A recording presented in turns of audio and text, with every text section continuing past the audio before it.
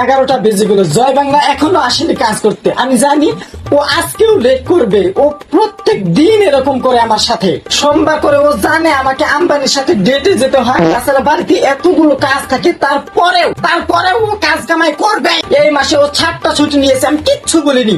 ও গ্রামের বাড়িতে যায়, কিচ্ছু বলি না। ও প্রত্যেকবার আমার সাথে এরকম করে। না, আমি আর সহ্য করব না।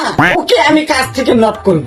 আজকে আসতে দাও, ওকে আমি কাজ থেকে ছাড়াবই। কতবার করে বলি জয় বাংলাকে একটু তাড়াতাড়ি আসতে। অ্যাকচুয়ালি ওর কাজটা অনেক ভালো। কিছু বললেন দিদি? এই তো এসে গেছে। একটু তাড়াতাড়ি আসতে পারো না? দেখো কটা বাজে। যাও বসো। কি খাবে? চিকেন বিরিয়ানি করে দেবো তো? দেন। এই শোনো না, বলছি তোমার এই ফ্ল্যাটে মানে 13 নম্বর ফ্ল্যাটে পরকিয়া করে নাকি ধরা পড়ছে।